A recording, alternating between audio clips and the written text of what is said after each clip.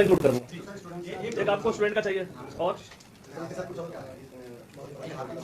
हाकम सिंह तो खुद ही पॉलिटिकल आदमी है, तो क्या कहा जाए, मतलब 50 सदस्य। चलिए आप उसके बारे में पूछेंगे। और सरकारी गैर सरकारी, चलिए। और पैसा कितना अभी तो कोई बरामदगी नहीं पता चली। और ओवरऑल कितने अभी तक के आपने, मतलब ओवरऑल तो पता है मुझे 83 लाख है, लेकिन इससे नहीं मतलब। और किसी भर्ती का भी है इसमें? चलिए एक क्वेश्चन ये है। और उसको लेकर जो कहा जाता है कि वो पूरा नेक्सस है उसका।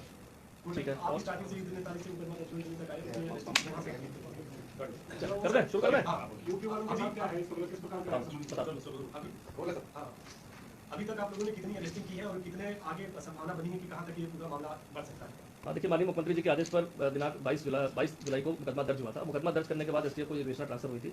उसके बाद से ही लगातार हमारी टीमें इसमें वर्क कर रही थी। बहुत सारे छात्रों से बयान लिए गए, बहुत सारे गवाहों को हमने इसमें सर्च किया और उनको बुलाया गया। उसके आधार पर लगातार जो है इसमें अभी 18वीं गिरफ्तारी है, 17 गिरफ्तारी पूर्ण हो चुकी थी कल तक। और जिनको भी पकड़ा गया उनके हमने कनेक्शन जोड़े, उन छात्रों के कनेक्शन जोड़े, चाहे वो पैसे का लेन देन हो और चाहे वो किसी ट्रांजेक्शन में आए हो, वो सभी को हम एक एक करके वेरीफाई कर रहे थे और उसके आधार पर सारी गिरफ्तारियां हो रही थी। इसी कड़ी में जब ये पुख्ता साक्ष्य इसमें आने लगे कि इसमें जो जिला पंचायत सदस्य हाकम सिंह रावत है जो जफोल ब्लॉक से है, तो जब इसकी संलिप्तता के साक्ष्य आने लगे तो उसमें हमारी टीमें इसको पूछताछ के लिए खोज रही थी, जो ये लगातार फरार चल रहा था। कल एक सूचना पर आराकोट बैरियर के पास से पूछताछ के लिए रोका गया और रात्रि में यहाँ पर विस्तृत पूछताछ की गई, जिस पूछताछ के बाद अभी द्वारा अपने इस पूरे खेल के संबंध में जो लोग भी शामिल रहे थे इसमें काफी महत्वपूर्ण सुराग दिए इसमें, और उस सुराग के आधार पर इसको जो है साक्ष्यों के आधार पर इसको अरेस्ट कर लिया गया, जो माननीय न्यायालय में पेश किया जाएगा।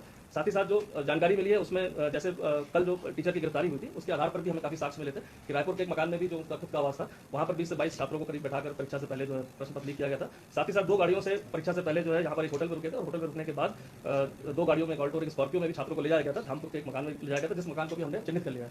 वो मकान भी यूपी में एक निवासी है, उनका है। उस संबंध में भी टीम भेजी गई पूछताछ के लिए। साथ ही साथ वहाँ पर भी करीब 25 से 30 छात्रों का होना की पुष्टि हो पाई है कि वहाँ पर थे मौजूद और जिनको अलग अलग कमरों में जो है प्रश्न पत्र के संबंध में समझाया गया और विभिन्न स्थानों पर एग्जाम के पहले उनके सेंटर तक छोड़ने की प्रक्रिया चली।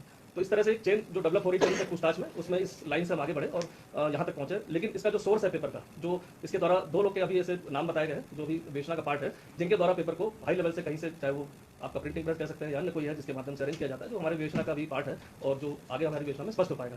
साथ ही साथ इसके द्वारा जो पैसे लिए जाते थे उसमें काफी सारा शेयर जो है छात्रों से जो परीक्षा से पहले एडवांस में लिया जाता था, बाकी परीक्षा के क्वालिफाई करने के बाद उसका पेमेंट होता था, जो 12 से 15 लाख के करीब तय था।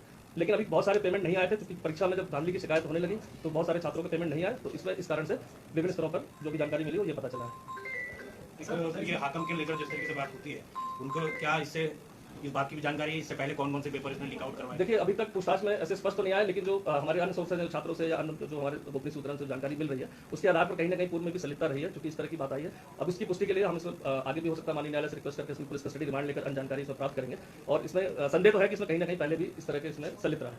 सर, अभी तक कितने सरकारी गैर सरकारी जो है आरोपी गिरफ्तार किए गए हैं, उनकी भूमिका की क्या चर्चा है? देखिए, जो भी गैर सरकारी और सरकारी व्यक्ति रहे, खासकर वो कहीं ना कहीं इस चेन में पैसा कमाने के लिए उन छात्रों को अपने उनके परिचित रहे हों, चाहे वो उनको किसी रूप में जानते थे, उस कारण से वो इसमें जुड़े। क्योंकि एक लाइन जो पेपर जो वहाँ के जो कर्मचारी द्वारा लीक करके यहाँ भेजा गया था, जो RIMS जो कंपनी है उसके कर्मचारियों द्वारा, उस चेन से ही ये लोग जुड़े हुए थे जो सरकारी कर्मचारी थे और वो लालच में आकर के 2-4 कैंडिडेट्स अगर हम कराते हैं तो उसमें कहीं ना कहीं उनको जो मार्जिन मिल जाएगा, इस कारण वो संलिप्त थे। कुछ लोग डायरेक्टली उसको विभिन्न स्थानों पर छात्रों को इकट्ठा करने में रोल था, कुछ का पैसे लेने में रोल था और कुछ लोग इस पेपर को कहीं ना कहीं किसी माध्यम से लोगों को अपने लोगों को दे रहे थे। क्योंकि पेपर वाइडली सर्कुलेट होने का क्योंकि ज्यादा लोग के हाथों तक पहुंचा और इसलिए ये बात इतनी शिकायतें इस पेपर में लेकर आई और जिस पर ये मुकदमा दर्ज होते इस पर कार्रवाई की। किस स्तर के लोग थे? आपने जो बोला कि हाई प्रोफाइल लोगों के भी इसमें, देखिए, मैं इसलिए हाई प्रोफाइल वर्ड यूज करता हूँ कि जो इतनी बड़ी परीक्षा जो गोपनीयता रहती है उसको अगर कोई लीक कर रहा है तो नेचुरल सी बात है वो उसकी प्रोफाइल कोई लो नहीं होगी। और ये चेन कहाँ आके चूंकि इन्वेस्टिगेशन का पार्ट है और मैंने ये कहा कि इसमें उत्तर प्रदेश के कुछ लोग जुड़े हुए हैं जो हमारे रडार पर आ चुके हैं, लेकिन अब उन साक्ष्यों की तलाश है और उसके बाद जब पूछताछ विस्तृत हो जाएगी तो मुझे लगता है कि सारी कड़ी आपस में जुड़ जाएगी। सर, जो आपने कहा कि कुछ उत्तर प्रदेश से भी क्या कोई नकल माफिया भी है, कोई बैंक था या कुछ इस तरह से भी इन्वेस्टिगेशन? हाँ, कहीं ना कहीं ये प्रारंभिक संकेत मिल रहे हैं कि इसमें जो यूपी के लोग जुड़े हुए हैं वो पूर्व में भी ऐसी परीक्षाओं कराते थे। क्योंकि अभी प्राथमिक जानकारी के अनुसार जो मैंने बताया कि जो कंपनी है उसके कहाँ पर ऐसी और परीक्षाओं से जुड़े हुए हैं। अभी प्राथमिक जांच में अभी तक यही आया कि मध्य प्रदेश में भी इनके टेंडर्स है। तो मुझे लगता है कि आने वाले समय में हो सकता है इसकी चेन कहीं आगे भी जुड़ सकती है, एक संभावना है, क्योंकि विवेचना का पार्ट है। साक्ष्यों के आधार पर मुझे लगता है कि आगे कड़ियां जरूर जुड़ेंगी। देखिए, मैंने इसीलिए बताया कि जो हाकम सिंह अपने क्षेत्र के और ऐसे लोगों को जो छात्र थे उनको इकट्ठा करता था किसी न किसी माध्यम से, जिसमें उसका एक सबसे मेन साथी तनु शर्मा था जिसको गिरफ्तार किया जा चुका है।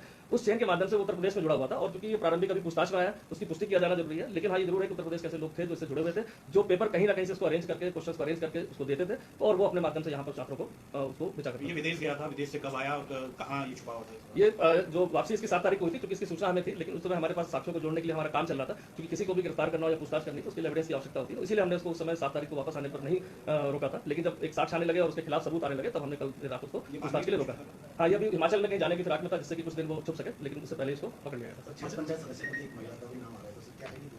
देखिए, इस पूरी परीक्षा में काफ़ी सारे इसमें ऐसे लोग भी हैं जो पंचायत से जुड़े हुए हैं, चाहे प्रधान हैं, वो उनके या उनके परिजन भी क्वालिफाई हुए, जो हमने लिस्ट से बहुत सारे काम किए, उसमें हमने पाया कि बहुत सारे इसमें जनप्रतिनिधि हैं जिनके परिवार के खुद स्वयं से हुए हों या उनके परिवार के बहुत निकट लोग हुए हैं। तो ये भी एक संदेह का विषय है, जिसको भी हम अपनी इन्वेस्टिगेशन में शामिल कर रहे हैं।